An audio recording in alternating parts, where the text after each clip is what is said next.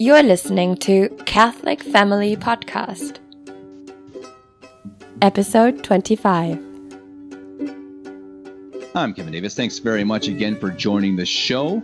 And I'd like to remind everyone before we get started to please like and subscribe, comment if you have any questions or concerns or just something you'd like to say. I think very interesting topic. Like last show, we're talking about exactly how to raise kids differently in our opinions, obviously from our perspectives, from my parents' perspectives more. I shouldn't say our. I don't really have any perspectives. I've only had a baby for the last 15 months or so now, so it's all new for me, really.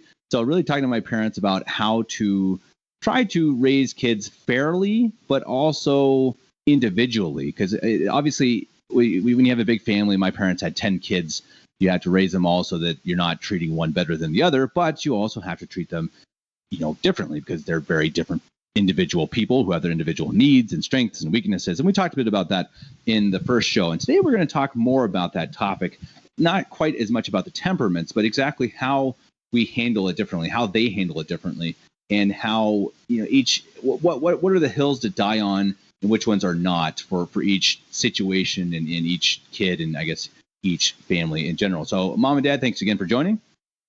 Yes, thanks for having us on, Kevin. And so I think you guys have prepared this a little more than I have even. So where would you like to start talking about how you guys would advise or your opinions on this subject?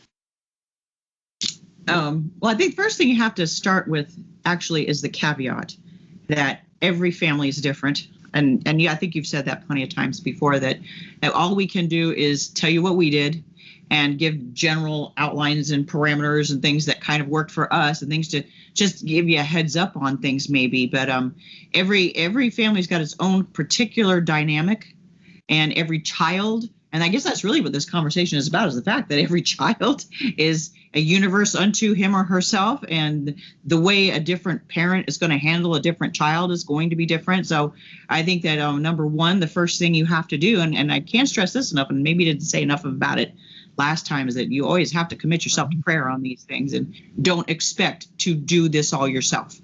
You have to know that God sees all things and you don't. So pray that if you're missing something, that he fills it in for you. And I mean, don't let a day go by without praying for your family and for yourself as a parent too. So that's the beginnings that I think that's where we all have to start. Yeah, no, I think that's definitely absolutely the most important. If we don't have the guidance of the Holy Ghost and into the angels and saints, we talked about it a little bit in the last episode, is how important it is to try to get the intercession of the saints in helping our families. And there are plenty of saints who are patrons of families. I mean, St. Joseph obviously being probably the primary one. And we're again doing this. We're doing the show again on his feast day. I'm not going to try to hide that. We're doing the show right after recording the other one. We just made it into two shows. And so again, I think it's nice to do the show on his feast day and the feast of Our Lady of Bavaria, which is of course a special feast here for me. And so I guess, aside from the intercession of the saints and Our Lady and the Holy Ghost, I mean, how do you guys handle that? Because I mean, when you look at our family, you had a choleric first, you had a phlegmatic second, you had a melancholic third, and then you had another choleric fourth. So yeah, what were the tricks in keeping that fair but individual? Yeah. Should we tell them first about the trick about tattletailing? Well, let me just kind of talk a little bit high level here. Is that one of the things that the church teaches is that when you think about the idea of sin, that sin is basically marked by its degree of malice, right? And so with you get a little 6-month-old child or a little baby or whatever, and they really can do no wrong because there is no malice in them. Right. It's up to you to train. It's up for you. Yeah, you have to train, but they're going to reach a point, and my guess is that Sophia is probably just about at this point now where you tell them to do something, they look up at you, they frown, they put their arms on their chest, and that's the first experience that they're going to have with disobedience. Right. And unfortunately, Sophia, being the little choleric she is, just goes, Yeah. all the there you go. time. All the Yep. time. Sophia, do this. They, oh boy. Yep. And I think as parents, that's at that point it's showtime, Yep. right? and that's when the real fun and that's when the real work of being a parent, because before that it's just pure nurturing. You're giving them the physical attention they're given. You're feeding them. You're changing their diaper. As soon as they say no, game on. That's when it's game on. Yeah. Well, and I think there's a real basic, when we were discussing this whole thing the other night and we're taking sort of notes about it. And when you're talking about what hills to die on, I think it's very, very clear. If it relates to the 10 Commandments, it's a hill to die on. So, I mean, that's just, and it doesn't matter what the temperament of the child is. If they are at the age where they are of any consent, and the church says that that's 6 or 7, but they are starting to get it before 6 or 7, like we just said. They're not really the age of reason, but at the age of 2. But you start training, right? But they do have they have will, right? And you start training at that early. But in fact, we went through the 10 Commandments and wrote down just one or two that are obvious. So the first commandment, if your child must respect you in the way the authority comes from God, and there shall be no false gods before me is the first commandment. All authority comes from God. They have to understand their first experience with authority is you. And if you're ever going to teach them to respect God, they have to learn first as a young child to respect you. So like the whole part, the folding the arms and disobeying, that's disrespect. And you do not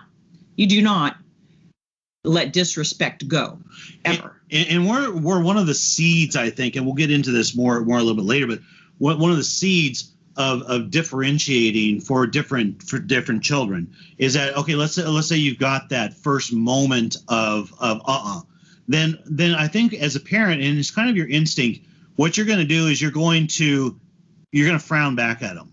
Okay, right. just frown back. Right. And we had a couple of our children who you frown back at them. That's all you needed to do. That's all you needed to do. They melted down, and that was it. And then no more right. Well, and that's unusual, but I mean, it does happen. But for those children, you learn that that's probably all they need is just a very extremely mild displeasure from you. If you looked at Sister Antonia with even with a crease between your eyebrows, that was it. She just went to pieces. She would fall apart. Yeah. But that's not true of most. I mean, if you're looking at a choleric who's a lot more stubborn, then you sometimes end up with a spanking. Right. And that's, But I think you ramp it up. Right. So first you start with the just mild displeasure, and then maybe words of displeasure, and then maybe threats. But you have to keep ratcheting it up and figure out how high do I need to go with this child in order to get now. What you have to understand is that when you're disciplining, especially when you get into spanking, you're not spanking as a retaliation. You're not spanking necessarily because you're angry as a punishment. You're spanking because you need to get their attention. They need to understand who's boss. Well, there are some children that require this swat on the butt. Right. And we Dominic. honestly... I don't know if he's listening, but Dominic. We weren't going to name names. I'll name names. Dominic. But he turned out great. Okay, so. Right, yeah. But it's just simply true that different kids require different punishments, and you do have to fine tune that. And the thing is that the other children who are watching see, and they know that you cannot back down on that choleric child who won't listen until they get a spanking. Right. I hate to say it, but it's simply true. You never want to humiliate your child. Right. But they have to be examples too. I hate to say it, but this is life in general. This is why we have the prison system. You have to understand that it is an example to everybody else watching. If you don't crack down on a belligerent 8-year-old, your 2-year-old is watching this. Right. And you got no hope by the time they're 16 or 17. They're going to be gone. But one of the things in defense of Dominic here, and I think Sophie may be in the same situation. A lot of the times it's your it's your most intelligent children. They're the belligerent that ones. are the belligerent one. And it was ironic because Sister Antonia was extremely intelligent, but just the other side of the temperament table. But Dominic was I think extremely intelligent, got bored easily, and I think just needed the constant correcting to understand who. And I think you swatted him the first time and it just didn't get the point across. And you just needed to keep doing it. And I think that some children, you just got to ramp up to the point that they get it. But I think that when you learn what it is that gets that child's attention, I think you go with it. There's a mother that I guess will remain nameless here, who has figured out that her daughter responds well to being put in the shower and having cold water turned on. Okay, it's not something it doesn't hurt her. It doesn't hurt her. But does she hate it? Oh, she hates it so badly. But so what happens is that this child starts to get out of line, and the mother threatens that I'm going to put you in the shower. Okay, and the threat sometimes is enough. If she keeps it up, then she gets put in the shower. Right. Well, and the beauty is that most children, especially if you're doing all of this out of love too. I mean, almost. Oh gosh, you have to say that almost. No, not even almost. Every time you get to the end punishment, you have the makeup time. So, so the child is crying in their bed and they're sap sucking, and you give them a little bit of sap sucking time, and then you go up, and then you have the quiet talk, and that quiet talk is the most important part of the punishment. Right. And as a parent, because they're past that just pure belligerence, right? They need to that other side just be able to the point where they can listen, right? Right. And they have to. It's almost like you own your faith. You have to own your own faults, and you have to. It's not even like you're trying to drag an apology out of them, because that's not always necessary. I think you have to, as a parent, know when your child understands and takes into their own heart their own fault, that they do realize that, yeah, I deserved that. And, Dominic to this day will say, yeah, I deserved it. But the artistry of parenting, I think, is to produce maximum repentance on the part of your children and understand what they did wrong. But it can't be your minimum. It has to be their repentance, right? But it's for minimum punishment. Right. Okay. The more repentance you can get for less punishment, the better you have done as a parent. Right. But you also have to keep in mind that there are, especially amongst phlegmatics, they will immediately apologize and then immediately forget what you just said. Yeah. And they're going to completely just turn right around and do it again.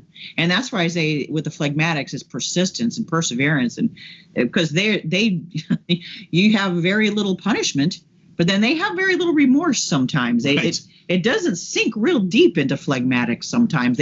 All they care about is peace. All they want is peace. They don't care about they're going to forget very quickly. They're masters of imperfect contrition. Yes, exactly. And that's just something to be aware of if you know you have a phlegmatic child. It may seem easy. Well, that was easy, but guess what? They're more often than not turn right around and do the exact same thing.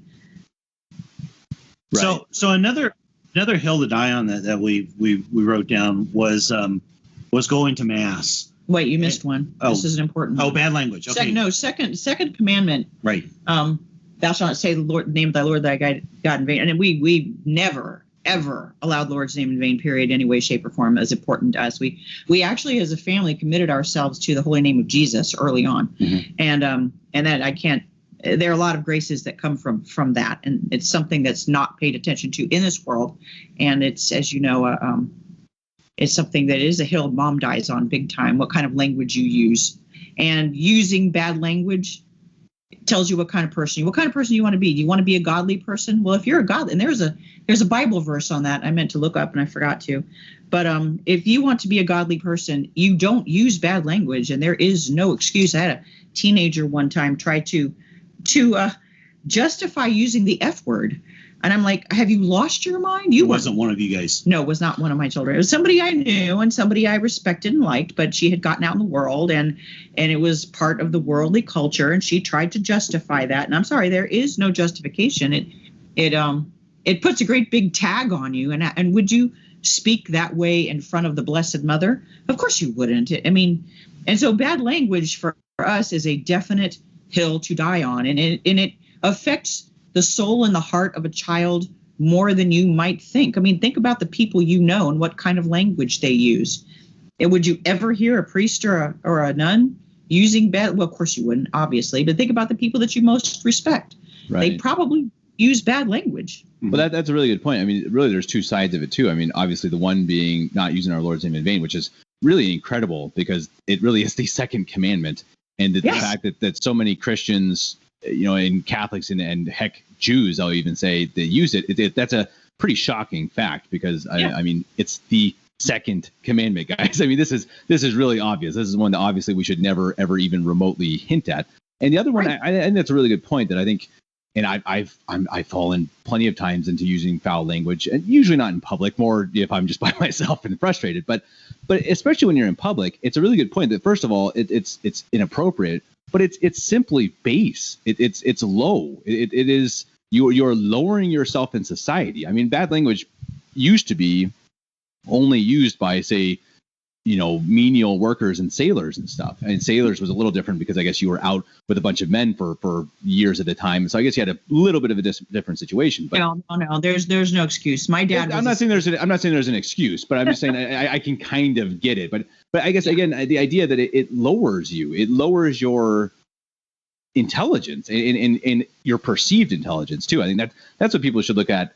If you can't just get through the morality part of it, just look at it. You look like an idiot. I'm sorry, you look like an idiot. I mean, you're out there using language. You don't look smart. But you see what's happening in our world today with the whole stupid pronoun thing? They are trying to change. Yeah, this is very, very Orwellian. Close.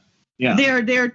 They're trying to change our language to change our minds and hearts, and they're succeeding. They're trying to bring everybody down to that lowest common denominator, and the lowest common denominator uses bad language that I have heard.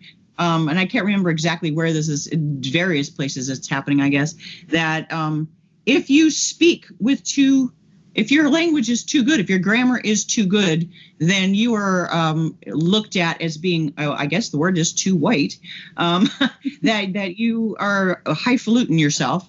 And so you are to be looked down upon for using proper language and not using bad language. I mean, we have come that far, and it is really indicative of our times. Sure. What kind of language you use. Well, and on the same side, it's also how you dress, right? And because again, how you dress is really connected with it. It's how you're perceived by other people and by the public, right? And so how you behave, how you walk, how you stand, how you do you scratch your ears in public? I mean, really, these are things, and I truly want to do a show about that sometimes, at proper etiquette, because it's absolutely 100%. It's forgotten in our time, totally forgotten, and totally not even forgotten. As you said, it is actually thought of as being a negative thing, which is totally insane. It's crazy. Right. One of the things we look at is the notion of brainwashing, and we know that there is such a negative connotation to that, and we know that the media and Hollywood and all this are trying to brainwash us in a negative sense. But what we like to look at in terms of the deployment of language is brainwashing. You think of it, just the words brainwashing, that is positive in nature. Right. And how you think of it, brainwashing is probably a bad word because, well, it's got the negative connotation. What you're doing is training. You're training. Right. And language is a huge part of that. And Mom's just a master in terms of little turns of phrase that can turn a negative into a positive. I don't know if you want to go through some of those. Well, it's just something I learned. I learned early on working in a Christian daycare center of all things, and had a really wonderful mentor when I was about 17 years old, who we had, good grief, probably 50 children under the age of 5 in this daycare center. And she had the best control I have ever seen in my life of 50 children under the age of 5. And she had very Christian principles that she used. And one of the ones that stuck with me was that words mean things. If you can correct, first of all, you can't raise children without ever saying no. You have to say no. But then you turn it around and you make the positive. Instead of saying take your feet off the couch, you say put your feet on the floor and put your shoes away. You turn it around into a positive. Instead of saying, and I said this, I think in the last podcast, instead of saying, you have to do this, we have to go to church, we have to say prayers now, say, we get to say prayers now. I mean, you can feel that viscerally almost, the difference between saying, we have to pray the rosary now, kids, and we get to pray the rosary now, kids. Right. It's huge. And think about just the difference, and this is a little pet peeve of mine. Think about the difference between saying we're going to go say the rosary, okay, versus we're going to go pray the rosary. There's a difference there in terms of language and what you're actually communicating. Mm-hmm. So yeah, I mean, I think you have to choose your words so well, or just, and it's really not so much, thinking through every word ahead of time, but it's just developing habits of thought in terms of how you express yourself, and trying to make sure that you're properly, communicating, because so much, I mean, what you can say and how you say it means so much to children. Yeah. That makes sense. But it's not even just children. I mean, as you guys are saying that, it really makes me think of sales pitches, right? I mean, what do you hear when you hear a commercial on TV? And I mean, sometimes you'll hear it starts with a negative, but it almost always ends up with an action, right? It's action words. What are they pitching for you to do? What's going to make your life better? And these are obviously, it's not moral or anything, but they've clearly studied what affects people, what makes people act. It's typically not saying negative things. Okay, maybe at the beginning, like I said, but then you're pitching something of a positive and an action. And so it makes sense. It totally makes sense that kids have the same thought process of give them an action rather than just giving them a negative. Right, and it's just good parenting. But you have to think about it, Like I said before, this is a whole planning thing. You have to, as a parent, you have to think about it ahead of time, and then you get into the habit, and it's not so hard. But so that's number 2, second commandment, language in general. And then number 3 is obviously going to mass. There's not ever, that's not even an issue. You're going, kids. No, and the one advice that we always try to give when it comes to going to mass is that do everything you possibly can to make mass a positive experience. Okay, so if you have a child that is acting out, now think about it. You're sitting at home, right? And you're going to sit at home and you're going to confine yourself to a space that's about 1 foot, maybe 2 feet by 2 feet, and you're going to hold your child for an hour and a half, sit and stand. I mean, even at home, a lot of them aren't going to stand for that, right? So if they get unruly, don't punish them. Take them out, especially if they're, a year and a half, or they're maybe Sophie's age. 4 is really the cutoff age. By 4, your child should be able to be still in church. Right. Before 4, it's hit and miss. Depends on the kid. And so what Mama used to always do was basically when one of you was being unruly, took you out and very gently took you downstairs and started looking at pictures and talking about the saints and talking about, the beautiful landscapes or whatever it was like that. Oh, there are lots of statues at church. We talk about the saint. Yeah, I mean, you make it positive and you make it a learning, and you're still thinking of God, but you're not in the church where everybody else is getting distracted. And you're creating, what happens is you create a Pavlovian response in your child.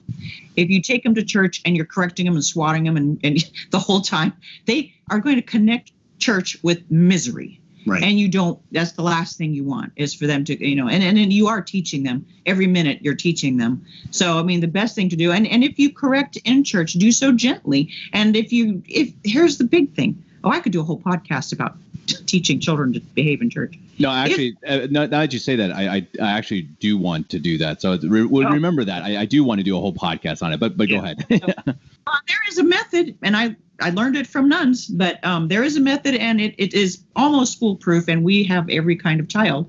But you don't allow misbehavior ever.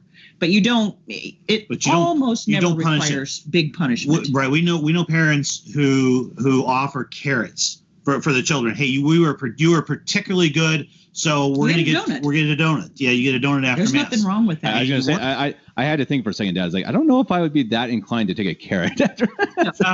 Not literally. Okay, donut sounds better. All right. So yeah, you were bad, you were good, so you get a donut. You weren't good, so you don't get a donut. But I think that's reasonable.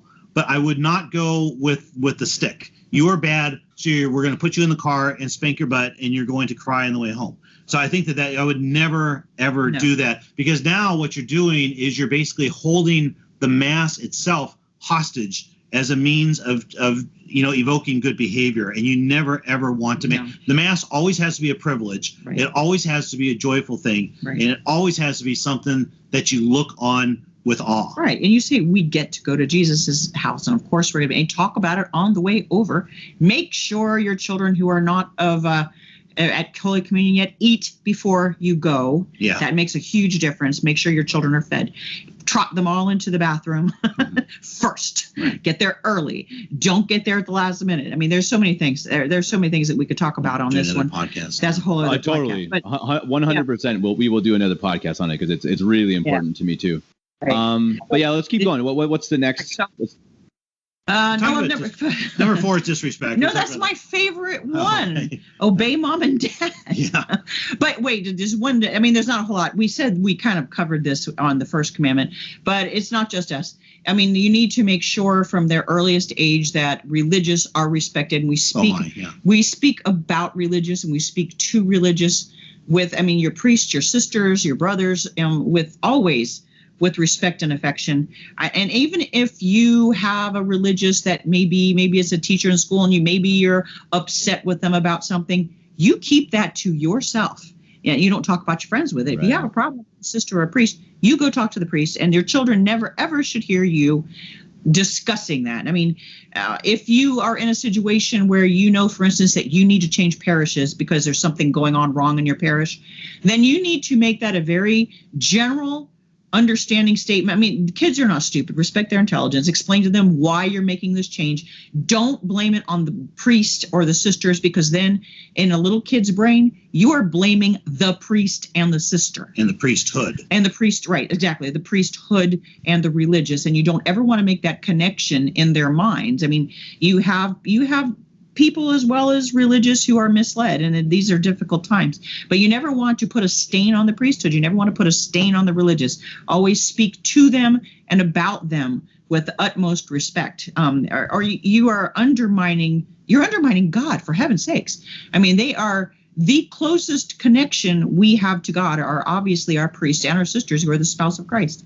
So you should never forget that yourself, and make sure that your children, I mean, if I ever heard any of you speaking disrespectfully about the religious, there was one. That was that. I was going to say, I beat up 2 guys for being disrespectful for nuns, so I can tell you it was not me. No, right. We taught you well. See, yay. Yeah. No, I know. I overheard a friend of one of you guys one time, and we were actually shopping, and they were on the other side of the clothing rack, and the one was talking badly about the sisters, and actually it was about modesty, because we were looking at skirts, and I'm like, excuse me, and I parted the clothes.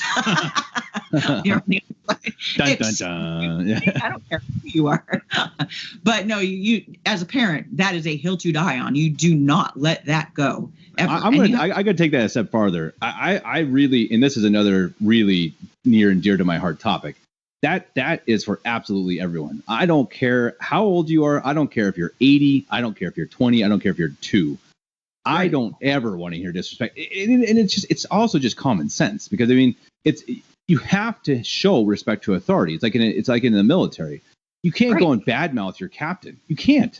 It doesn't matter if he's a terrible guy. I mean, okay, I guess you can behind his back and stuff, but even then, if you do it, it's gonna undermine his authority. And so if they hear about it, they're gonna come and probably kick you out of the military. So I mean, it's a really serious thing, and it's the same with us. I mean, you can't just go and undermine that authority, first of all, and second of all, you have to respect that position that they hold. They are offering their lives to Christ, and they do deserve more respect than we do. Deal with it. And I think, I don't know if anyone listening to this show, I certainly hope not, but I know of plenty of instances where this is a problem. And boy, it boils my blood. And it's just like, I don't care if you don't like your priest. I don't care if you don't agree with your priest and everything. That's life. Deal with it and close your mouth. I mean, that's all I got to say to you, or I'll close it for you. Exactly. We spend a lot of time with priests, and some of it out in public, and I can't even tell you how gratified I am to hear people who are obviously Protestant will address a priest as father. Mm-hmm. And that to me is it's a beautiful thing. And I know I even try to do a certain degree of returning that favor. Now, I may not, call a Protestant minister reverend or whatever, but I am going to treat him with respect. Sure. Because he's even though he's not my faith, he's not my religion, and he may be in the eyes of the church a heretic, but still I'm going to respect that the fact that he's wearing the well, if you don't, you may shut a door. You never know if that man could convert, and if you are rude to him and he knows you're Catholic, you may shut the door on his conversion. Or anyone else around you. I mean, Exactly. again, everyone has to remember this, that everything we do is viewed by someone. If it's our kids, if it's the person standing next to you in the grocery store, and it's the same issue. And we talked about this in another show about politicians. If you're going out and bad mouthing politicians to them or on social media or whatever, it's not good. I mean, what do you? I mean, you can disagree. You can say it's wrong. You can say, "Hey, this is terrible what they're doing." But if you're going out and calling them names and stuff, is that what Christ would do? Come on. I mean, this is. And again, I think it goes back to the original topic, of course, of kids needing to respect their elders. And you see, if that doesn't start from 1 year old, then sure, they turn up to be adults and they go and they have no respect for anyone. Right. And then they're burning down buildings in St. Louis. Exactly. But no, that's a very, very important one. I think that you can't, and like you just said a little while ago, the 10 commandments are in order of importance, right. And the first 4 basically deal with respect. Right. Now the next one, in my opinion, and when it really comes to raising children and kind of the core of why we're doing this podcast and what we need to do to differentiate and treat the children, the same but different.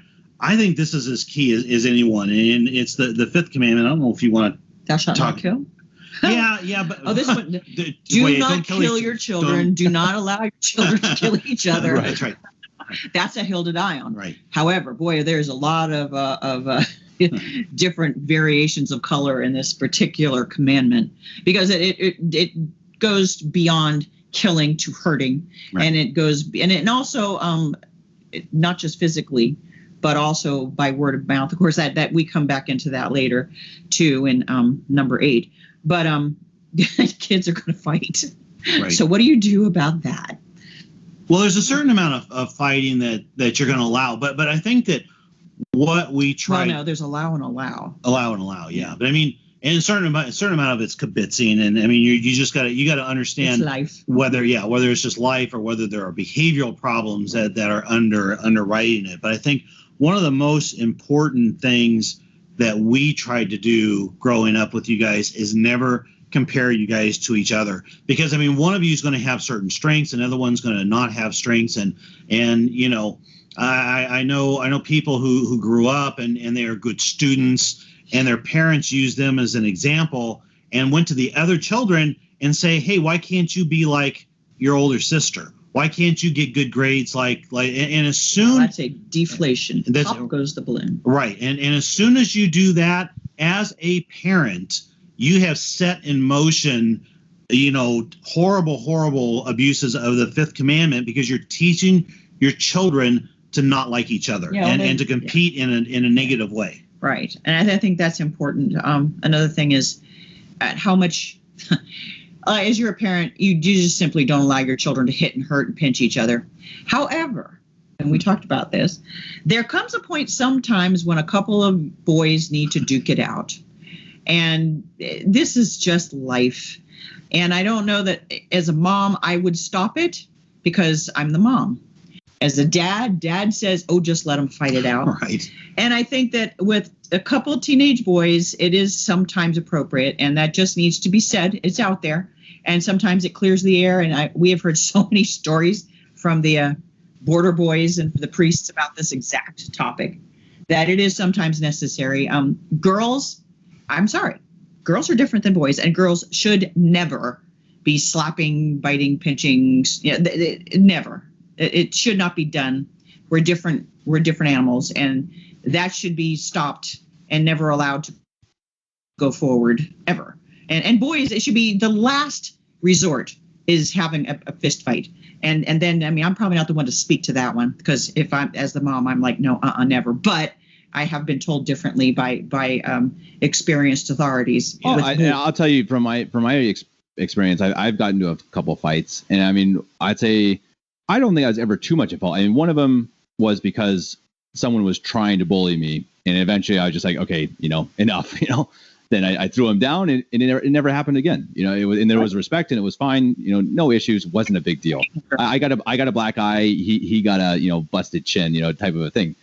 And the other times were usually it was some sort of respect thing. And then with my siblings, yeah, sure. When we were younger teenagers, Paul and I got into some fights, but it was so minor. It's like I can barely even say it was much of a fight. I think that's because you guys. I think you taught us too that it's kind of the last case, and so when we did, it was usually just that teenage testosterone getting into a wrestling match or a punching match, but then it was done. It was really nothing. I have to say, I have to interject here that one of the proudest moments of my life is when I heard about my oldest son. Somebody was bad mouthing the church. Yeah. And he hauled off and punched him out. Knocked him over. Yeah. Literally punched him out. I'm like, and then the guy got and up he and apologized. The guy got up and said, "Yeah, I deserve that."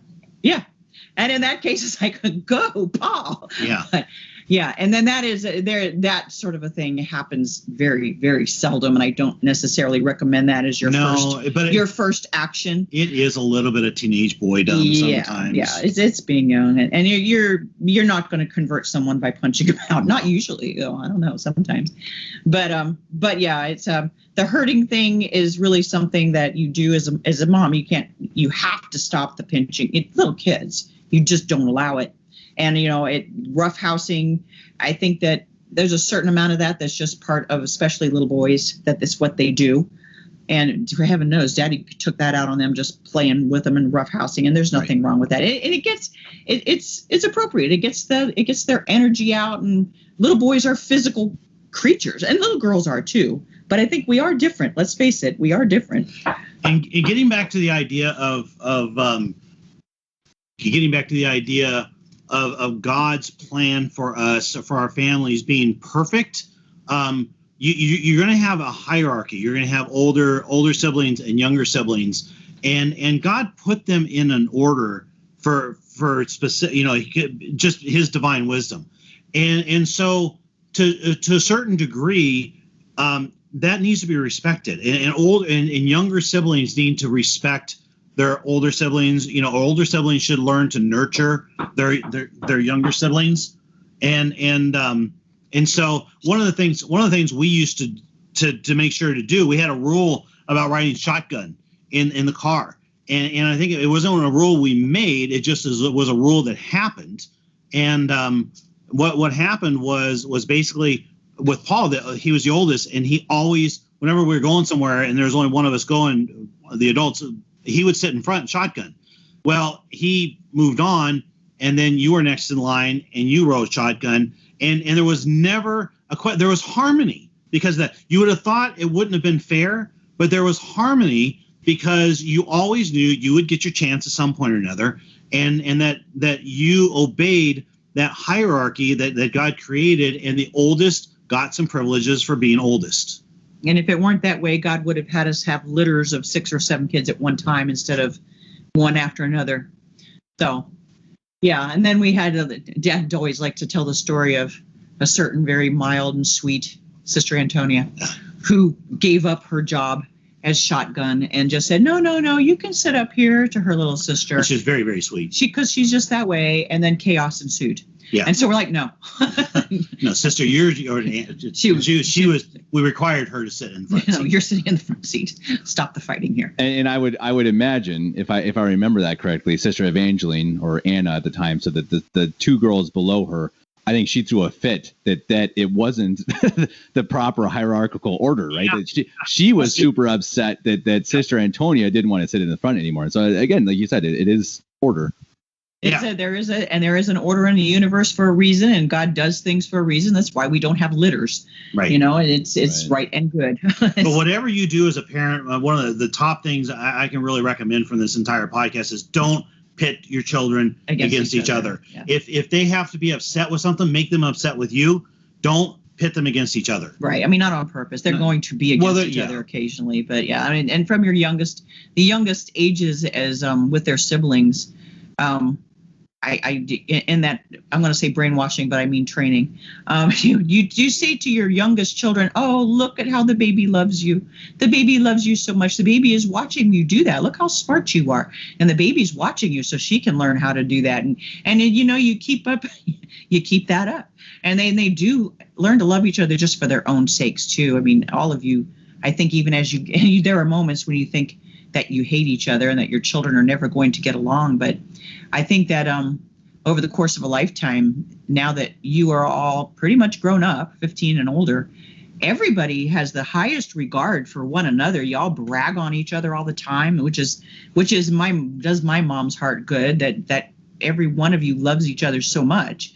And I think a big part of that is you just want to set the scene for everyone to love one another, and then do that with your language, and do that with, just those little things like sitting shotgun. We have a granddaughter knocking at our door. Did you hear that?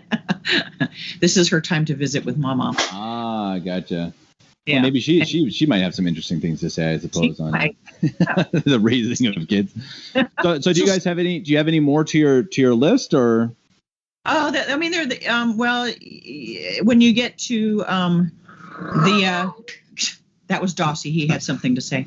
When you get to the purity issues in the 10 Commandments, those are non-negotiables. Those are ones that you handle with extreme care.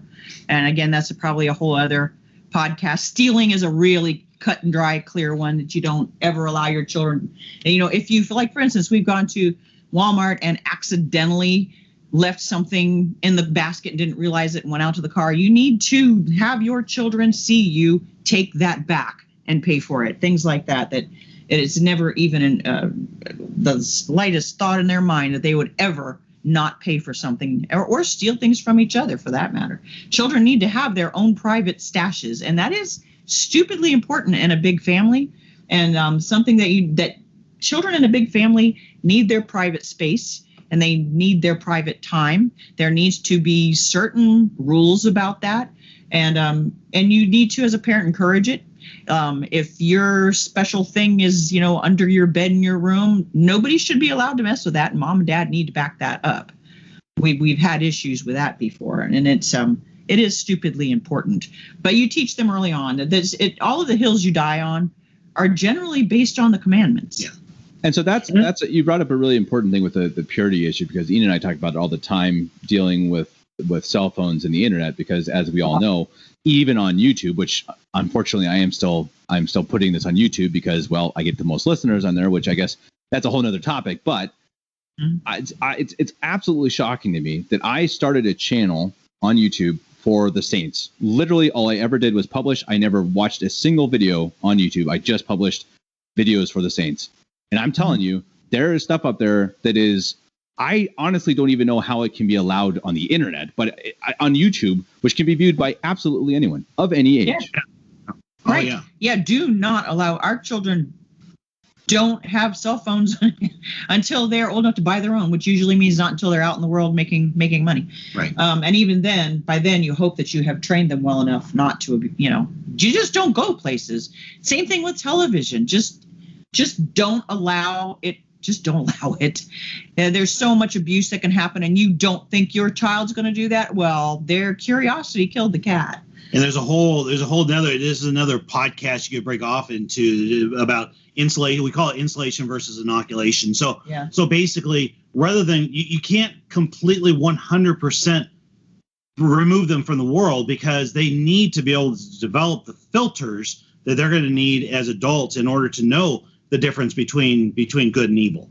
And so, I mean, if you haven't taught them why Lord of the Rings is okay and why Harry Potter is not, and they don't understand that, they're going to have a lot of difficulty going out into the world and making those distinctions themselves. So they have to have a certain amount of introduction, and it might just be from magazines and the checkout stand when you're at Walmart or whatever. But yeah, you talk about those things and help them to develop their filters. But at the same time, you definitely keep them from the worst of it, and you keep them from being inundated with it. So you do have to protect them. Well, and by the time you have stumbled upon a thing on YouTube, it's too late.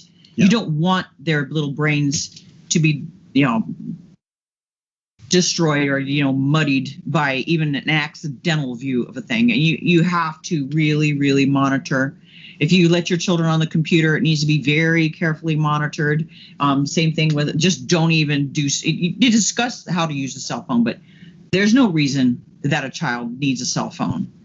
Under the age of 16 or 17, maybe if they, or have a job or something. But yeah, that is, you're right. That's a whole other conversation. This world is so skewed towards impurity that you have to go above and beyond to protect your children.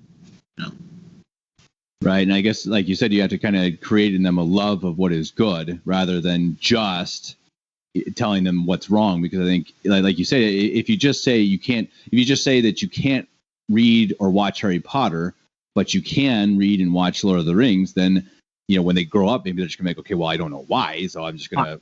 Maybe my parents were wrong or too strict, or and so I think that's a really good point. I mean, why should we love Lord of the Rings or love the Lives of the Saints, and why should we dislike or hate the other stuff? And I think that's right. And it gets back to that constant cycle of feedback and communication and all that. I mean, you just can't do enough of that. So one thing that it's really important to be aware of when you're deciding whether it's a hill to die on or not is whether or not it's just a bad day. And if the child is just having a bad day or mom is just having a bad day, which is sometimes the case or very often the case, and whether or not there's something that you can know that it's just an aberration or if it's a character flaw that needs to be addressed. And I think that there's some real simple, obvious, practical things that you need. And it's when you have 10 children, it's hard to keep every single one of them separate and know what's going on with every single one of them every minute. I mean, it's practically impossible. But I mean, you can't ask yourself that one squeaky wheel who's driving everybody crazy, is it a physical problem? Is the first question a mom asks. Is it a physical problem? What has this child been eating? Have we had too much sugar? Have we had too much stimulation? I mean, especially with the smallest children. Are we getting enough sleep? Is there something disrupting sleep patterns? I mean, these are things, that's the first thing I, as a mom, look at. I mean, right up until teenagers, this is not just 4-year-olds. It's pertinent to all of them. And then of course, there's, if it's not something like that, then that's usually very often that's what a bad day is. It's one of those things gone awry, or sometimes it's what's something going on with a friend. Sometimes it's what's going on with a brother or sister, and then a conversation will be in order to try to get to the root of something like that. But then you also have spiritual issues that can cause a bad day, and those are ones these are not what don't even put them at all under the category of hills. This is not even a hill. This is just basic parenting upkeep. When's the last time that child went to confession? Does that child need to go to confession? You should have a regular, and we were not very good about that. We knew families growing up that every first Saturday, the whole 12 so-and-so family was in line at the confessional. And we were not as good about that. But that is, I highly recommend it. And I wish now that we had been as good at that as, some families are. But that's one of the first questions you need to ask. Does this kid need to go to confession? If it's not something they can talk to you about, maybe they better get in the confessional and talk to their priest about it. What are they reading? Ask yourself that. I mean, is there something that is interfering with their emotional life or their thought process? Did they get their hands on a book that's troubling them, or that's disturbing the peace of their soul? Are they making bad friends? You need to, if they're in schools, you need to know who their friends are, and you should have a good enough conversation with them over washing dishes or something that you have a pretty good idea of what's going on in their daily life at school. Or even a teacher, are they having a problem with the teacher? In which case, find out what it is and then go talk to the teacher. And remember that the teacher is not the enemy. That's so important. Oh, my stars. The teacher is not the enemy. And remember that if you are using the Catholic schools, the teacher sees a whole different child than you do. And remember that when you're speaking to the teacher, and especially if they're a sister, be always respectful speaking about any teacher, but especially the sisters. And go talk to the sister. Don't talk to your girlfriends about it, moms. Go to the sister and talk to the sister. Don't compare notes. Go talk to the sister straight off, first off. Are there any other bad influences in their life that could be causing a disturbance of peace in their souls. You need to be aware of that. I mean, what are they watching on TV? Do you know what they're watching on TV? Are they on the internet? You know, if they are, you better know what's going on there, on their phones or whatever. And I can't stress enough, making good friends and encouraging them in wholesome, good friendships. And, you know, trying to steer, got to be very careful about steering away from the bad ones, because sometimes they rebel and go the opposite direction. Hopefully by the time they're teenagers, their instinct is to ask your opinion and not, you know, rebel against your opinion. And that's, as a parent, you need to work towards that as a goal of parenting, that your child wants your opinion and isn't, you know, afraid of your opinion, if that makes any sense. I got to step back on real quick on something you said about not telling your girlfriends. This was something that I definitely learned from you, Lisa, from your mom, Kim. That as far as we're concerned, we might have had a string of bad days. We might have just been off kilter, sick. I mean, whatever it was, and maybe we're, you know, just not doing well as a family. But always, as far as the outside world was going, as far as the friends were concerned, as far as the world was concerned, from your mother's point of view, I was the greatest father on earth, the greatest husband, and you guys were the